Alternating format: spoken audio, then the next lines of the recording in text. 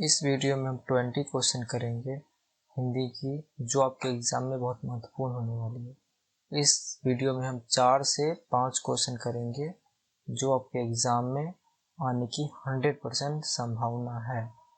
ये वीडियो आप सही से देख लेते हैं तो आपको 4 से 5 नंबर 100% मिल जाएंगे, मैं गारंटी के साथ बोल रहा हूँ। तो चलिए बिना टाइम गुजारे हुए अपने पहले क्वेश्चन के साथ शुरू करते हैं। निम्नलिखित में सेन साहब की बेटी का नाम क्या था? पहला ऑप्शन है कुसुम, दूसरा ऑप्शन है लक्ष्मी, तीसरा ऑप्शन है शेफाली और चौथा ऑप्शन है नेहा। तो इस क्वेश्चन का सही आंसर हो जाएगा Shefali. Option number C is a right answer. चलते अपने दूसरे क्वेश्चन पे। मैक्स मुलर रचित भारत से हम क्या सीखे शीर्षक पाठ साहित्य की कौन सी विधा है? विधा पूछ रही थी और ध्यान दीजिएगा। पहला है कहानी है, ऑप्शन बी है रेखा चित्र, ऑप्शन सी है शिक्षा शास्त्र, ऑप्शन डी है भाषण। तो इस क्वेश्चन का सही ऑप्शन हो जाएगा ऑप्शन नंबर डी भाषण। मैक्स मुलर जी भाषण दिए थे। ओके, चलते अपने अगले क्वेश्चन पे। बाणभट्ट की आत्मकथा उपन्यास के लेखक कौन है? बाणभट्ट की क्या ये कथा है, आत्मकथा है, इसके लेखक कौन है? पहला ऑप्शन है अमरकांत है, दूसरा ऑप्शन है हजारी प्रसाद त्रिवेदी है, तीसरा ऑप्शन है विनोद कुमार शुक्ल और चौथा ऑप्शन है सत्यनारायण हिरण वत्सय है। इस क्वेश्चन का सही आंसर हो जाएगा हजारी प्रसाद द्विवेदी। ओके, चलते अपने अगले क्वेश्चन पे। तो अगला क्वेश्चन है हिंदी तथा इसकी विविध बोलियां किस लिपि में लिखी जाती है? यानी हिंदी की जो लिपि है ये सिंपली देवनागरी लिपि में लिखी जाती है। तो इस क्वेश्चन का सही आंसर हो जाएगा डी। इस क्वेश्चन का कमेंट बॉक्स में आप लोग जरूर आंसर दीजिएगा। ओके, चलते अगले क्वेश्चन पर। बहुत इंटरेस्टिंग क्वेश्चन पर, VVI क्वेश्चन पर। ठीक है, ये क्वेश्चन आपके एग्जाम में शायद 90% चांस है कि आ सकती है। चलिए देखते हैं। चल चुपचाप बना अपनी रोटियां, तू सोचता है कि मैं तुझे पतली पतली पतली नरम नरम रोटियां सेक कर खिलाऊंगी। यह कथन बहादुर शीर्षक कहानी के किस पात्र का है? यानी पूछ रहा है ये जो नरम नरम रोटियों की बात कही गई किस पात्र? बहादुर की माँ का है, या लेखक की पत्नी निर्मला का है, या फिर सी लेखक के रिश्तेदार की पत्नी का है, या ऑप्शन नंबर डी लेखक की लड़की का है।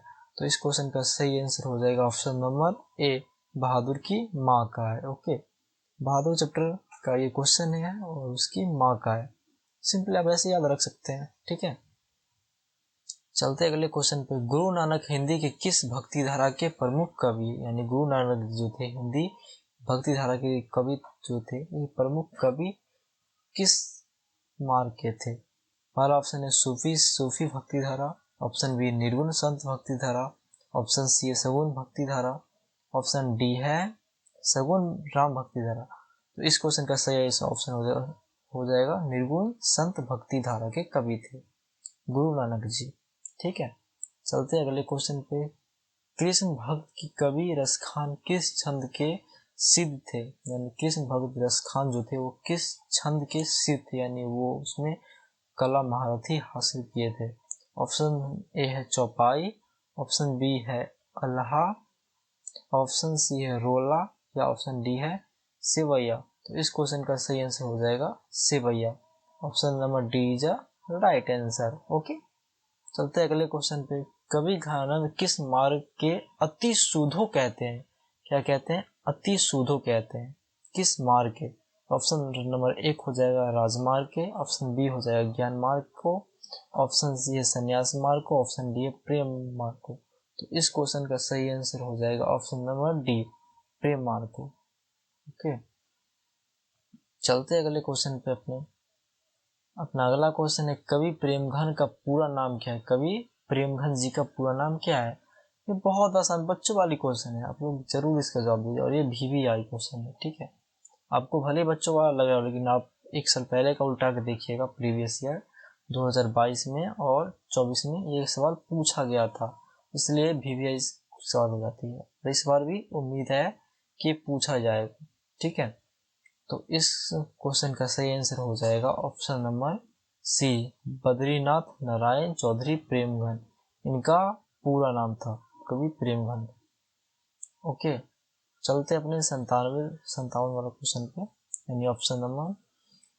पाठ्य पुस्तक में भारत माता शीर्षक कविता किस काव्य संग्रह से संकलित है? भारत माता से कविता है, ये किस काव्य संग्रह से संकलित है, ये पूछ रहे हैं। ऑप्शन नंबर ए है ग्रंथ, ऑप्शन बी है ग्राम्या, ऑप्शन सी है ग्रंजुन, ऑप्शन डी है पल्लव। इस क्वेश्चन का सही आंसर हो जाएगा ऑप्शन नंबर ग्राम्या हो जाएगा। ओके, चलते अगले क्वेश्चन पे। कवि रामधारी सिंह दिनकर की दृष्टि में आज के देवता कहाँ मिलेंगे? पहला है खेतों खलिहानों में, और ऑप्शन बी है तरखानों में, ऑप्शन सी है राजप्रसादों में, ऑप्शन डी है मंदिरों में। अरे भाई, आज इतना सिंपल क्वेश्चन है, इसका सही आंसर हो जाएगा ऑप्शन नंबर ए खेत खलिहानों में। कहाँ मिलता है देवता? किसान लोग तो अपना खून पसीना बहाते हैं, तभी तो हम लोग आराम से घर में बैठकर खाते हैं। बताइए, अगर वो मेहनत करना छोड़ दे तो अपन लोग क्या जिंदा रह पाएंगे? वो खून पसीना बहाते खेत खलिहान में हल चलाते हैं, उपज करते हैं, और उसी से अपन लोग खाते हैं। ठीक है, तो इस क्वेश्चन का सही आंसर हो जाएगा ऑप्शन नंबर ए।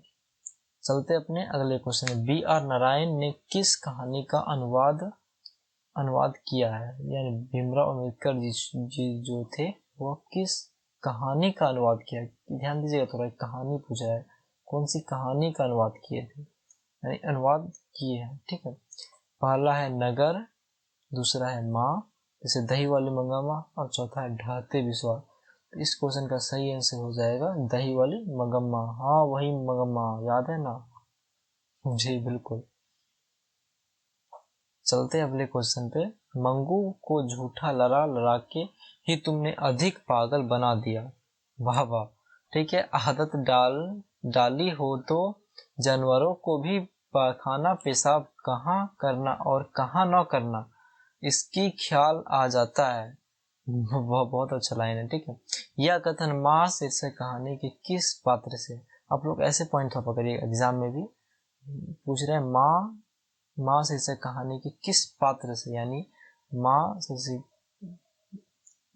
जो कहानी है किस पात्र से है, ये पूछ रहा है। अब पहला ऑप्शन है माँ जी की बहू का, या माँ जी की बड़ी पुत्री का, या माँ जी की पुत्री का, और चौथा है अस्पताल के ट्रेन का। तो इस क्वेश्चन का सही आंसर हो जाएगा अपना ऑप्शन नंबर ए माँ जी की बहू का। बहू की तो बोल रही थी माँ, ये शब्द बताइए। मंगो झूठ बोल रहा है, बताओ। टीले की ओर निकलने लक्ष्मी किसके इंतजार में कुछ बिछड़ गई? यानी टीले की ओर निकलते लक्ष्मी को ऐसा लगा कि हम कुछ बिछड़ गए हैं। पहला है अच्युत के, सरपंच के, ऑप्शन सी है गुणविधि के, ऑप्शन डी है लक्ष्मण के। इस क्वेश्चन का सही आंसर हो जाएगा ऑप्शन नंबर डी लक्ष्मण के। अपने भाई के चिट्ठी बिछड़ गए थे, उनके लिए उनको बहुत सामना करना था, सांप का सामना करना पड़ा था। जंगल में वो गए थे, सांप बहुत सारे था, बिच्छू था, फिर भी वो चिट्ठी लाने गए थे। ये भी बहुत अच्छा कहानी है। ऑप्शन नंबर चलते अपने अगले क्वेश्चन पे। वल्ली अम्मा के गांव का क्या नाम था? वल्ली जो अम्मा है, अमला, उनका गांव का नाम क्या था? पहला है ईसानाथन, ऑप्शन बी है परमकुंडी, ऑप्शन डी है अगरगंदी, ऑप्शन डी है मुनडिप्री। तो इस क्वेश्चन का सही आंसर हो जाएगा ऑप्शन नंबर है ईसानाथन, ये इनकी गांव का नाम था वल्ली का। चलते अपने अगले क्वेश्चन पे। धरती कब तक घूमेगी? भैया बताइए, धरती कब तक घूमेगी? शीर्षक कहानी में कैलाश की पत्नी का नाम क्या था? जो कैलाश की पत्नी है, इनका नाम पूछ रहा है, नाम क्या था? ऑप्शन ए सीता था, ऑप्शन बी पुष्पा था, पुष्पराज, कभी झुकेगा नहीं साला, सुने हो ना। ऑप्शन सी है राधा, ऑप्शन डी है भावरा। तो इस क्वेश्चन का सही आंसर है ऑप्शन नंबर ए सीता, इनकी पत्नी का नाम सीता था। ओके, चलते हैं अपने अगले क्वेश्चन में। मानव का रचा हुआ सूरज मानव को भाव बनाकर सो गया, यह पंक्ति किस शीर्षक कविता से ली गई है? ये बहुत इंटरेस्टिंग है। आप भी बताइए कि आपको याद है 1945 में जो अमेरिका ने परमाणु गिराया था इस पे, जापान पे, जिसको जापान में कितना सारा भूमि का नुकसान हुआ, समझिए कितना बिल्डिंग से बनाया उसका नुकसान हुआ था। और बताइए अमल चला कितना करोड़ आदमी मरा था, बताइए अब उस आदमी का क्या पब्लिक का गलती था।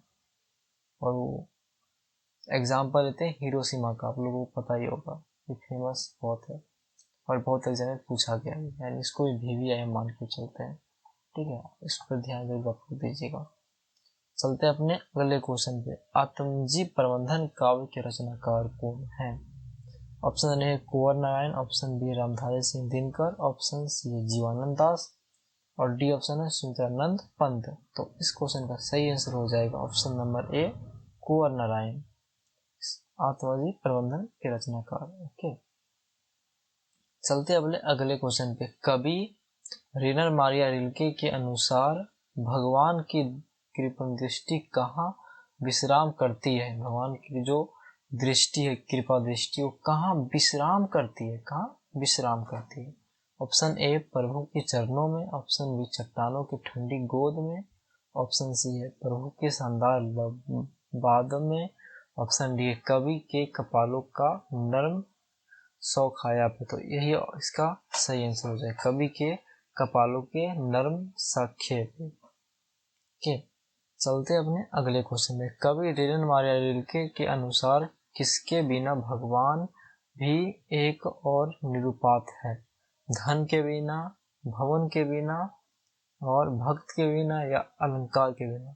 और ये VVI इसलिए आपको ये क्वेश्चन को लास्ट में रखिए, बहुत VVI क्वेश्चन है ये। 100% से लिखवा लीजिए क्वेश्चन, आपके 2026 जो एग्जाम होने वाली है उसमें अवश्य ही ये क्वेश्चन 100% हम बोल दिए आया तो आया, नहीं आया तो हमको इसी वीडियो के कमेंट में जरूर आप रिप्लाई दीजिएगा। ठीक है, नहीं आया तो इस क्वेश्चन का फाइनली आंसर हो जाएगा भक्त के बिना। आप लोग गाने भी सुने होंगे, भक्त के बस में है भगवान। यही रेनर मारिया रिल्के अपने भाव में कहते हैं।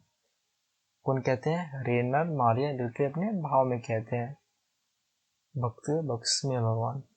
ठीक है, तो दोस्तों एंड करते हैं यहीं पे आज का ये सेशन। ठीक है, 20 क्वेश्चन हो गया। अब अगले सीरीज में करते हैं हम फिर से 20 क्वेश्चन करेंगे। ठीक है, यही से शुरुआत करेंगे वीडियो को।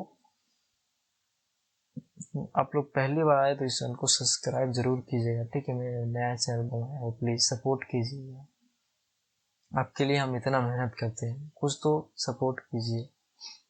ठीक है, तो मिलते हैं अगले क्लास में। ठीक है, बाय बाय, टेक केयर।